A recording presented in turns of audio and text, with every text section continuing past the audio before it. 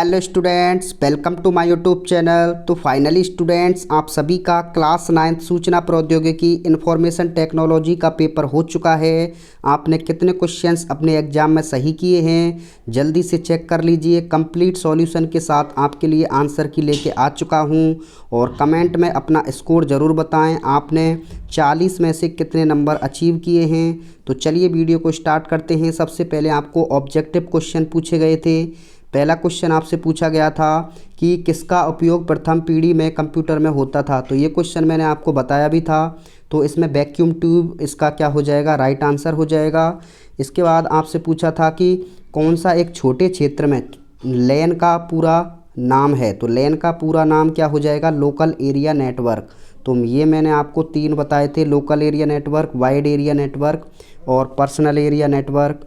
तो इसमें local area network इसका राइट आंसर हो जाएगा। इसके बाद आपसे पूछा था कि कौन सा एक वेब ब्राउज़र का उदाहरण नहीं है। तो वेब ब्राउज़र का जो उदाहरण है वो नहीं है, इसमें क्या हो जाएगा, फेसबुक। फेसबुक क्या है, ये सोशल मीडिया होती है ये। तो यहाँ पे फेसबुक इसका राइट आंसर हो जाएगा। ड्रम प्रिंटर किसका उदाहरण है।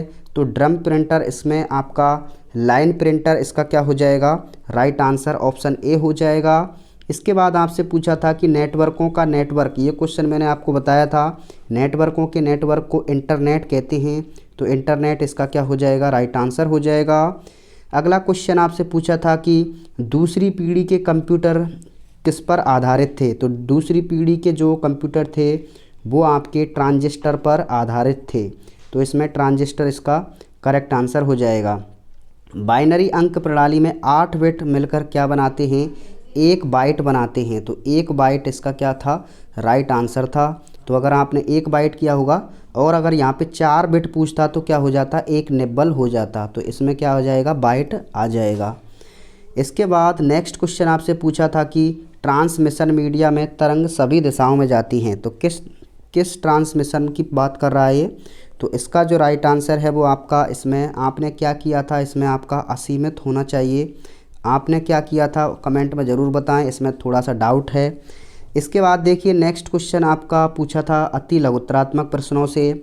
इसमें आपसे पूछा था कि कंप्यूटर नेटवर्क में गेटवे का क्या उपयोग है। तो गेटवे का उपयोग आपसे पूछा था।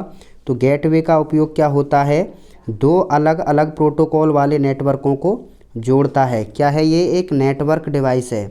ये एक नेटवर्क डिवाइस है और ये 2 अलग अलग क्या करता है, प्रोटोकॉल वाले नेटवर्कों को जोड़ता है। यानी ऐसे कह सकते हैं यह 2 नेटवर्कों को जोड़ता है। इसके बाद प्रथम भारतीय सुपर कंप्यूटर का नाम, तो ये मैंने बताया था परम 8000। क्या है, परम 8000 इसका क्या हो जाएगा, राइट आंसर हो जाएगा। और किन्हीं 2 आउटपुट युक्तियों के नाम। तो आउटपुट युक्ति यानी जो बाहर निकालती हैं, जैसे मॉनिटर आपको स्क्रीन पर दिखाता है और इसके अलावा जो प्रिंटर होता है प्रिंट करके देता है।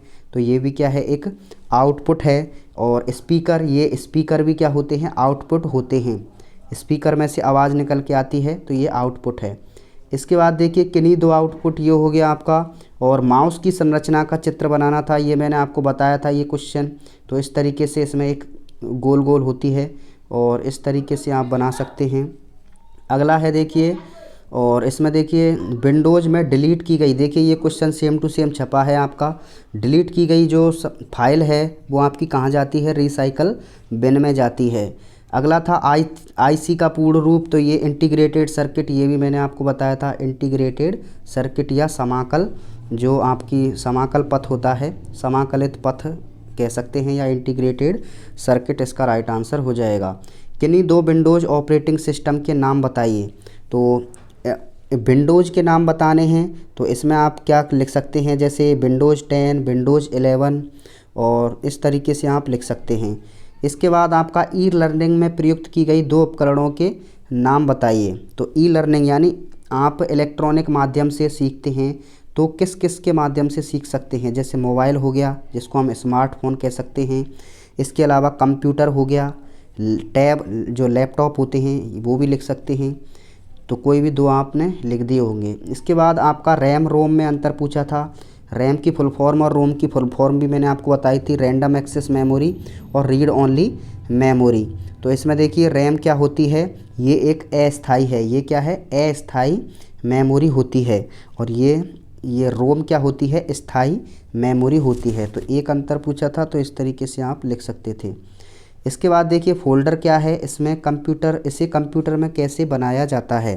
तो फ़ोल्डर क्या होता है, फ़ोल्डर एक संगठनात्मक इकाई होती है जिसका उपयोग फाइलों और अन्य फ़ोल्डरों को व्यवस्थित करने और संग्रहित करने के लिए किया जाता है। तो इसको बनाने के लिए हम क्या करेंगे, उस स्थान पर जाएं जहां आप फ़ोल्डर बनाना चाहते हैं, राइट क्लिक करें और फ़ोल्डर को चुनें और इसके बाद आप क्या कर सकते हैं, फ़ोल्डर का नाम टाइप करें और एंटर दबाएं, तो आपका फ़ोल्डर तैयार हो जाएगा।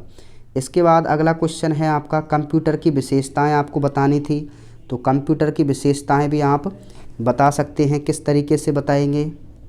तो स्टूडेंट्स यहाँ पे देख सकते हैं कंप्यूटर की विशेषताएं हमने यहाँ पे अपलोड की हुई हैं। तो इसमें देखिए कंप्यूटर में क्या है, गति, और ये मैंने आपको क्वेश्चन करवाया भी था। कंप्यूटर में क्या होती है, गति होती है, यानी ये बहुत तेज़ी से कार्य करता है। सटीकता यानी एक्यूरेसी होती है इसमें, यानी कोई भी आंसर में गलती नहीं करता है, यानी 2+2 ही बताएगा, ना कि 2+2 5 बताएगा। और भंडारण यानी स्टोरेज क्षमता होती है इसमें, स्टोरेज कैपेसिटी, यानी ये एक साथ कई फाइलें स्टोर कर सकता है। और इसके बाद बहुमुखी प्रतिभा, यानी इसमें क्या है, बहुत सारी जो है प्रतिभाएं होती हैं, यानी ये हिंदी में भी कार्य करता है, इंग्लिश में, सभी लैंग्वेज में कार्य करता है। तो इस तरीके से आप इसमें लिख सकते थे। नेक्स्ट क्वेश्चन आपसे पूछा था कि इंटरनेट बैंकिंग क्या है और इंटरनेट बैंकिंग के प्रयोग के दौरान रखी जाने वाली सावधानियां लिखिए। तो इंटरनेट बैंकिंग क्या है और इसके लिए सावधानी क्या है वो भी हम बताते हैं। तो स्टूडेंट्स यहाँ पे देख सकते हैं इंटरनेट बैंकिंग क्या है, एक सेवा है जो ग्राहकों को, यानी ऑनलाइन सेवा है ये, जो ग्राहकों को इंटरनेट का उपयोग करके वित्तीय लेन देन और आपके बैंक खाते में ऑनलाइन प्रबंधित करने की अनुमति देती है। और सब सावधानियाँ क्या हैं, मजबूत पासवर्ड होना चाहिए, यानी ऑनलाइन जो बैंकिंग होती है उसमें क्या है, जो है चोरी होने का खतरा रहता है। तो इसमें पासवर्ड क्या है, एक मजबूत होना चाहिए, अद्वितीय पासवर्ड होना चाहिए, यानी यूनिक होना चाहिए, और इसे नियमित रूप से बदल देना चाहिए, यानी उसको समय समय पर बदलना चाहिए। सुरक्षित कनेक्शन होना चाहिए, यानी सुरक्षित कनेक्शन होना चाहिए। तो इस तरीके से आप देख सकते हैं। फिशिंग से सावधानी रखें। फिशिंग क्या होता है, ये ऑनलाइन चोरी का जो है माध्यम होता है, और सॉफ्टवेयर को अपडेट करते रहना चाहिए, ना कि उसमें कोई वायरस नहीं आ जाए। इसके बाद अगला क्वेश्चन आपसे पूछा था कि माइक्रोसॉफ्ट विंडोज़ की क्या विशेषताएं हैं, यानी एमएस जो विंडोज़ है आपका, वो उसकी विशेषताएं पूछी थी। तो स्टूडेंट्स यहाँ पे देख सकते हैं माइक्रोसॉफ्ट की जो विंडोज़ की विशेषताएं यहाँ पे देख सकते हैं। उपयोगकर्ता के अनुकूल इंटरफेस, व्यापक संगतता, मल्टीटास्किंग, सुरक्षा सुविधाएँ, इस तरीके से आप लिख सकते हैं। अगला क्वेश्चन आपसे पूछा था एमएस प्रिंटर, ये दीर्घ क्वेश्चन दिए थे। तो एमएस पेंट क्या है और एमएस पेंट के टूल बॉक्स में उपलब्ध विभिन्न टूल की व्याख्या आपको बतानी थी। तो इसका भी आंसर देखते हैं। तो इसका भी आंसर देख सकते हैं इस तरीके से, यहाँ पे आपको मेंशन किया हुआ है, तो यहाँ पे देख सकते हैं, वीडियो को पॉज भी कर सकते हैं। अगला क्वेश्चन आपसे पूछा था प्रकाशीय तंतु यानी ऑप्टिकल फाइबर जो केबल होती है उसकी संरचना एवं कार्यप्रणाली आपसे पूछी थी। तो ऑप्टिकल फाइबर केबल की जो कार्यप्रणाली और संरचना है वो यहाँ पे देख सकते हैं। संरचना में क्या क्या चीज़ होती है वो भी यहाँ पे देख सकते हैं। अगला क्वेश्चन आपसे पूछा था कि नेटवर्क टोपोलॉजी क्या है और इसकी विभिन्न प्रकार की जो टोपोलॉजी हैं उनको चित्र से सही समझाना था, यानी चित्र से। टोपोलॉजी कई प्रकार की होती है, जैसे रिंग टोपोलॉजी हो गया, स्टार टोपोलॉजी हो गया, बस टोपोलॉजी हो गया, तो ये सभी टोपोलॉजी हैं। तो यहाँ पे देख सकते हैं, इसमें आपका यहाँ पे ये जो आंसर है इसका मैंने यहाँ पे मेंशन किया हुआ है। नेटवर्क के प्रकार, बस topology, star topology, ring topology, mesh topology. Next question आपसे अथवा में पूछा था लैन वैन और मैन में अंतर। तो यहाँ पे देख सकते हैं इनका अंतर भी, यहाँ पे भौगोलिक क्षेत्र के आधार पर अंतर है। ये आपका लोकल एरिया नेटवर्क का है और ये आपका मेट्रोपॉलिटन का है, यानी ये पूरे शहर में, और ये पूरे बड़े देश या महाद्वीपों में फैला होता है। ये आमतौर पर निजी होता है, यानी पर्सनल होता है। ये सार्वजनिक होता है और ये भी सार्वजनिक होता है। इसकी उच्च गति होती है, इसकी मध्यम गति होती है, इसकी कम गति होती है, लंबी दूरी के कारण होती है।